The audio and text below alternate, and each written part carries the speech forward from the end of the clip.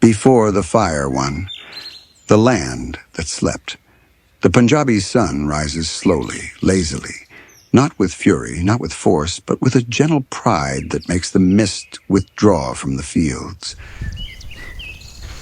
Such was the morning of Chawinda before the war. Golden wheat stretched like a soft carpet across the land. Buffaloes grazed lazily near the wells. Water wheels creaked. Women filled clay pots, and children with dust on their knees chased kites made from newspaper and bamboo. The land was calm, the wind soft, life predictable. People spoke in voices that never rose above the hum of a tractor engine or the distant call to prayer. No one knew, no one imagined, that in a matter of days, this peaceful land would transform into the largest armored battleground after World War II. For now, the soil slept, unaware of what awaited. It began with whispers. A refugee woman arrived at the edge of Chawinda one evening, her shawl torn, her voice shaking. "They are coming." They are coming! Not one, not 10, hundreds! Tanks! All People tanks! gathered around her, confused. Never had anyone seen hundreds of tanks in their lives. Some hadn't seen one. Behind her came more refugees, farmers, traders, old men with trembling hands. "They have crossed the border. Villages are burning. They are moving like a river of metal." The villagers of Chawinda looked toward the east. The horizon was dull, calm, ordinary. But the tension was there, a faint, dark line of dust, a smell of burning carried by the wind. The Indian 1st Armored Division is possibly the strongest armored formation in the region. Their objective will be bold. And then came the orders. Sir, if they come in full force, we will be outnumbered, but we won't be outfought. Pakistan Army vehicles began arriving. Troops were deployed. Artillery moved in under the cover of night. Something great was coming, something the villagers had no name for, but the soldiers did. War. Preparations in the dark. On the outskirts of Chawinda, Pakistan's 6th Armored Division set up temporary command posts. Maps were spread out over dusty tables. Officers spoke quietly, their voices firm but worried. Major General Abrar Hussain, commander of Pakistani forces in the sector, moved his finger across a worn-out map. "The Indian 1st Armored Division," he said. The Indian 1st Armored Division is possibly the strongest armored formation in the region. "Their objective will be bold, a breakthrough." He tapped a point near Chawinda. This is their path. This is where they will strike. And this is where we will stop them. The tanks arrive. Late at night, the villagers of Chawinda heard sounds they could not recognize. Not thunder, not storms, not anything natural. It was the sound of engines, deep, heavy, metallic. The first Patton tanks rolled in under darkness, their silhouettes casting long shadows on the fields. Soldiers perched on the turrets, scanning the horizon. The people watched from their rooftops. Farmers, shepherds, shopkeepers. For many, this was the first time they had seen tanks, real tanks, painted in camouflage, smelling of oil and steel. The land began to change. What was once a quiet farming town now became a fortress. Sandbags, barbed wire, digging trenches, observation posts, camouflaged artillery positions. A cold wind swept across the town, carrying a message no one dared to speak aloud. War has arrived. On the morning of the 6th of September, 1965, the ground trembled, literally. Villagers ran outside, staring at the eastern horizon. And then they saw it, a wall of dust rising, a long, continuous line. And beneath that dust, something metallic glinting in the sun. It grew closer, louder, heavier. Then the first Indian tanks appeared. Dark silhouettes emerging like shadows rising from the earth. Hundreds. Tanks as far as the eye could see. Shermans, Centurions, AMX-13s, armored carriers, troop trucks. A full armored division advancing. A villager dropped his bucket. A child ran behind his mother. An old man whispered a prayer. Captain Haroon stood atop his tank. binoculars pressed against his eyes. Ya Allah. Ya Allah, he breathed. There are so many.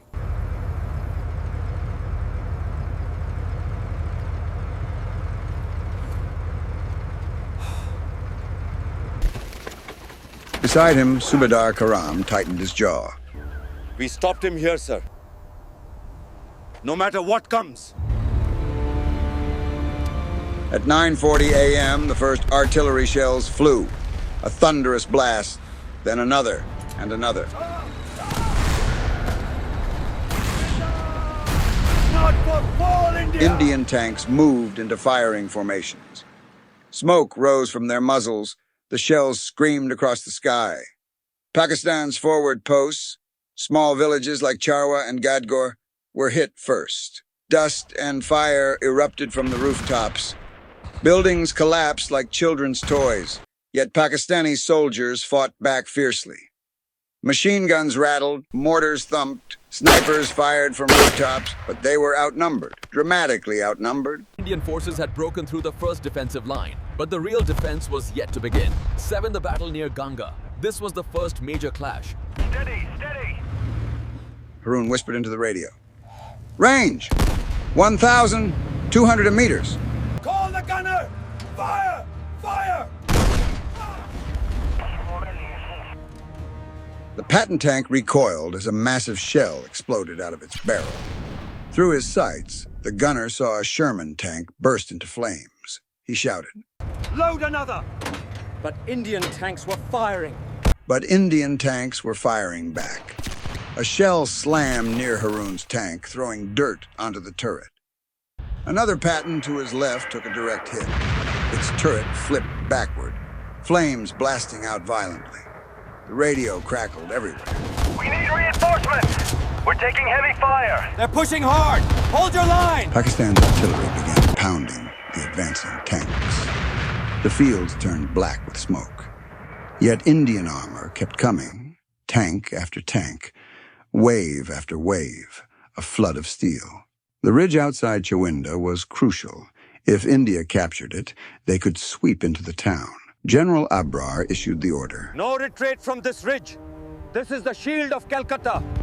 This is where the line must stand. What followed was a brutal hours-long fight. Shermans climbed the ridge, firing non-stop. Pattons fired back, their guns glowing red-hot. Some tanks were so close that crews could hear each other shouting through open hatches. Full throttle! Push up the ridge! We're almost there! At one point, an Indian centurion pushed to the top of the ridge.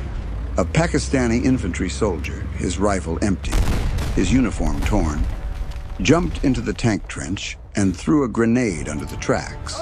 The explosion flipped the tank sideways. Will not for fall, India! His voice was hoarse, but his spirit was steel. By nightfall of 8 September, the sky over Chawinda glowed an eerie orange. Burning tanks dotted the field like torches. Fires raged through abandoned farmhouses. Artillery flashes lit the darkness every few seconds. Pakistani soldiers rested in trenches, sweat mixing with dust, uniforms soaked from exertion. Tank crews cleaned their guns in silence, speaking only in whispers. In the distance, the engines of Indian armor purred like hungry beasts waiting for dawn. And in that quiet darkness, Pakistan prepared for the next day, because they knew the real battle had only just begun.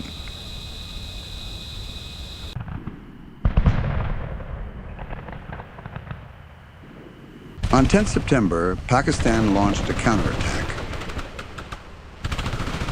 Brigadier Abdul Ali Malik led the charge from the front, shouting encouragement to every unit under his command. Advance with courage, men!